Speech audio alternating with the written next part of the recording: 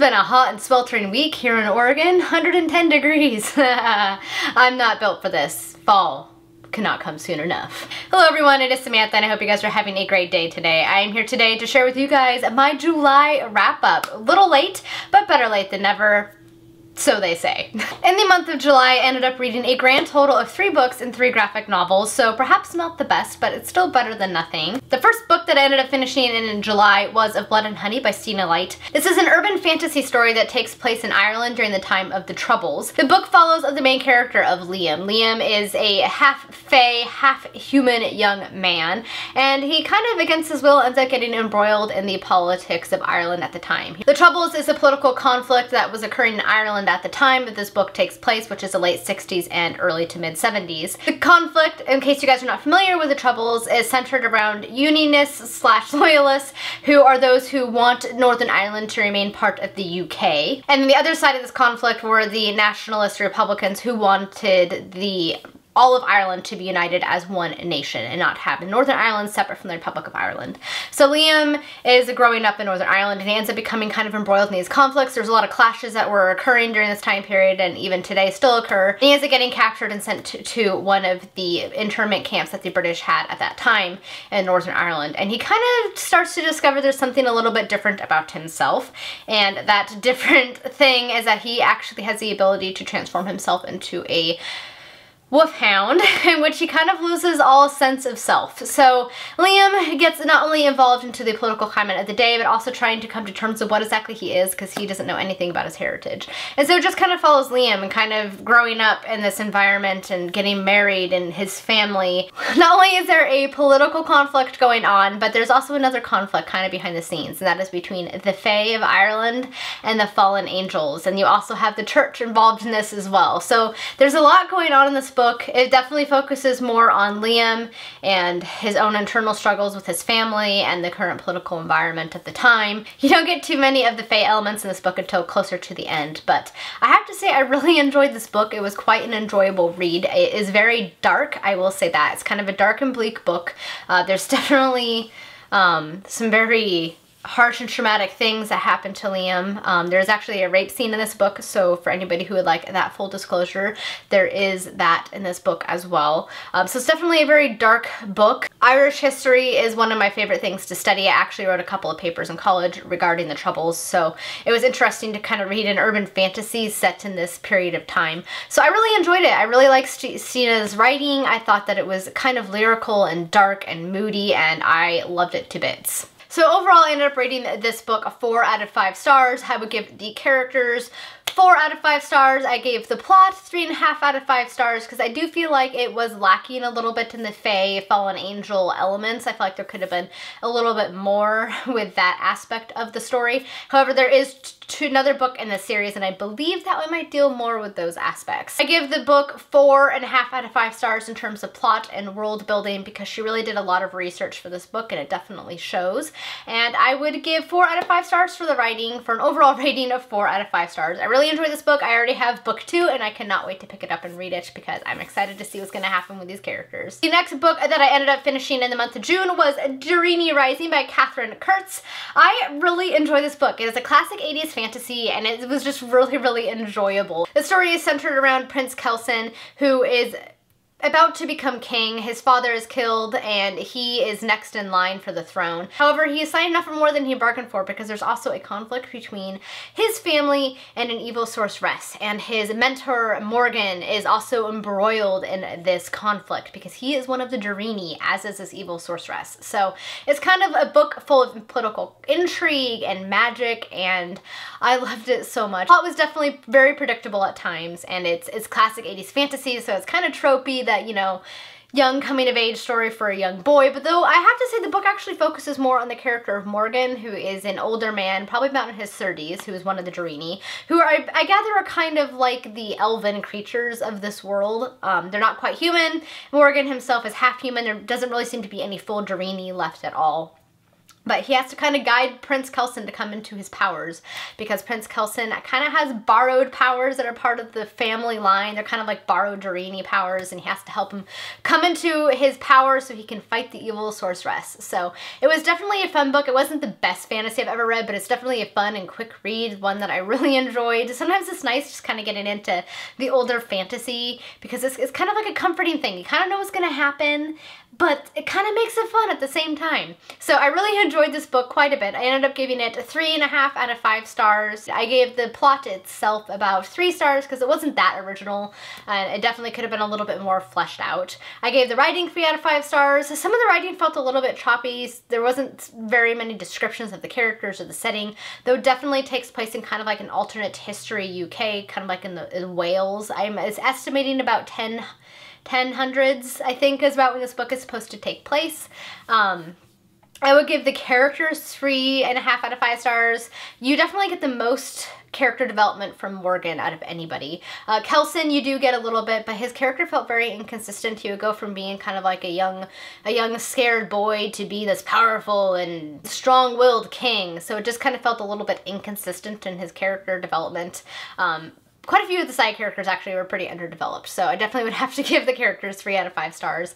And I gave the setting in which this took place 2.5 out of 5 stars, because you don't really get a lot of description of this world at all. I do know that it's supposed to be our world set in the UK, like an alternate history and timeline.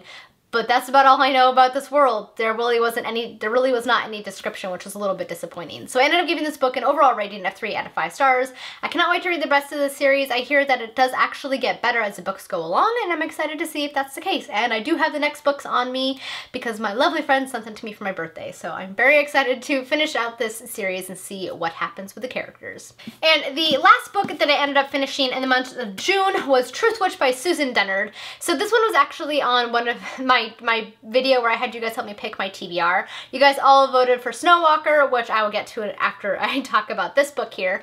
But I ended up picking up this one because I wanted a quick read for the Booktubeathon. It was actually the only book that I read during the Booktubeathon. This is why I suck at readathons.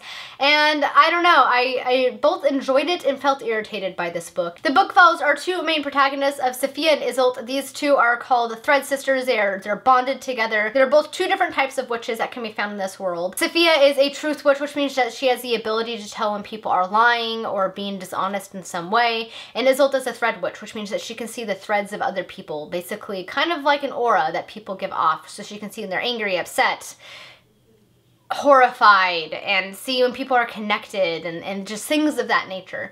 And together they're kind of trying to make their way through the world. The world in which this book takes place is divided into little empires, and there's basically been a 20-year truce between all these empires to end this big war that had been going on for years. But at the time of this book starting, the truce is about to come to an end, and the world is kind of uncertain as to what is going to occur, if the truce is going to continue or if it's going to fall once again into war. And Sophia and Iseult end up getting tangled into this war because Sophia herself is from one of the noble families, and her uncle has a bigger plan in store for her than she once thought. Also, she has to keep her powers secret because everybody would want to use and harness the powers of a truth witch. So the story really takes off at this main event that Sophia has to attend with her uncle. It's supposed to be the last event that she has to do as a young and noble woman before she can basically just take off and live her life as her own. However, events kind of get out of hand. Some things occur that she wasn't expecting, and she ends up on the run with another young prince, Merrick, and her friend Iseult, and the story kind of goes off from there. I don't know, part of this book I really enjoyed. It was definitely fast-paced and full of adventure, and it had some very original concepts, which I quite enjoyed. Parts of it kind of reminded me a bit of Tamara Pierce's books, which I really enjoy, but the characters themselves I found kind of annoying, and I think that's really dampened my enjoyment of this book. Merrick, who is our main male protagonist, was so annoying. I could not stand reading any of the scenes that had him in it because he was so pig-headed, and he didn't think things through. He would just make assumptions, and I'm like, people, if you would communicate, some things would be cleared up. And I don't know. I just feel like he was overly rude to everybody, and he was just the most frustrating character for me, and it really, really made me not enjoy this book in many parts of it. I did enjoy the friendship between Sophia and Iseult. I really liked how they were bonded and how they were going to fight for each other, and I thought that was really quite sweet. Parts of it were very predictable in terms of the plot, so I ended up giving this book an overall rating of 2 out of 5 stars. I gave the writing 3 out of 5 stars. It was okay writing. It was a little bit choppy at times, I would say. It wasn't the cleanest writing, but it wasn't the worst I've ever read either. I would give the characters 3.5 out of 5 stars. I really enjoyed Isolde and Sophia, but I could not stand a lot of the side characters, and particularly Merrick, and you really didn't get a lot of development in terms of all of the other characters that were introduced, some of the side characters that Isolde and Sophia knew. So that was a little bit disappointing. I would give the plot of this book, the story itself, 2 out of 5 stars. I felt like it could have been a little bit more developed. It felt a little bit all over the place. It didn't have, I don't know, I felt like it lacked a kind of cohesiveness that would have been nice to see. And I would give the world that this takes place in, the world building, 2.5 out of 5 stars. There really wasn't a lot of world building. I still don't have a good grasp of what this world looks like and what's occurring, and I don't know, I like a lot of description in my writing, and there wasn't a whole lot of description in this book, which was a little bit disappointing. So I ended up giving this book an overall rating of about 2.5 out of 5 stars. I am curious enough to continue on with book 2, so I want to see if book 2 is better than this one, and I'm invested enough in the story to want to continue. So at some point that will hopefully happen. And now for the last things I read, I actually read 3 graphic novels that my coworker lent me, and I actually have the 4th one in this series here, which I can't wait to read, and that is Letter 44. I haven't heard anybody talking about this graphic novel series, but I have to say I really quite enjoyed it. The story follows a man who has just become president of the United States of America, but he realizes there's a bit more to the job than he first suspected, because he learns that his predecessor, whom he hated, was hiding from the rest of the world that there are in fact aliens. And not only are there aliens, but they're building something out in space that is being pointed at Earth, and they have already sent up a ship full of astronauts and scientists to kind of investigate this alien thing that is going on in space. So the story follows our president as well as the crew of the ship that was sent up to investigate what is going on in space, and I have to say, it is so good, guys. It was such an enjoyable graphic novel series. I'm enjoying it immensely. There's a lot of action in it, of course, because, you know, political events start occurring. Our president has to make the decision of whether or not he's going to let the public know about this potential threat, as well as still kind of warring with his predecessor. His predecessor is kind of making things difficult for him. And then it also follows our crew and their relationships with each other. I think there's about 8 people on the ship as they're getting closer to this alien thing in space, and they have to investigate it. And I don't know, I really enjoyed it. I thought it was a lot of fun. It kept me kind of on the edge of my seat, excited to see what was going to happen and what direction the story was going to take, and it was so good, guys. I ended up giving the first one in this series a 4.5 out of 5 stars. I gave the second volume 4 out of 5 stars, and I gave the third volume about 3.5 out of 5 stars, primarily because I didn't enjoy this one as much. We got a lot more back history, particularly on the former president, and I don't really like his character, and it was kind of boring. But when the graphic novel shifted to those who are in space, I found that part of the story more enjoyable and more interesting, but unfortunately it was focused more on Earth and what was going on here. So yes, although overall I really enjoy it, I highly recommend this graphic novel series if any of you have not checked it out yet, because I thought it was definitely a fun one, and I cannot wait to finish them out. That is it for all the books and graphic novels that I finished in the month of July. I did actually start a couple of other ones, which I'll talk about now. The first one of those is Snow Walker by Katherine Fisher. This is the one that you all voted for when I had my Help Me Read My TBR video, and I ended up DNFing it. It was just so boring. I can't. Katherine Fisher is kind of a very bland writer. She doesn't even describe her characters. All I got from the world that this takes place in is that it's snowy and cold. And it was the slowest moving book. Like the first 100 pages, I felt like nothing happened. It was so hard to get into, and I just decided not to waste my life for another 500 pages, and I DNF'd it. Sadly, it's okay. But now I know it's been sitting on my shelf forever, and now I know it's a dud, and I can sell it back or something, so that's good. And the last book that I ended up starting in July was Assassin's Apprentice by Robin Hobb. I am, of course, hosting the read-along, the Hobb-along read-along once again, and this is the first book that we should be reading. Everybody should actually already be done with this because I am late to the party of my own read-along.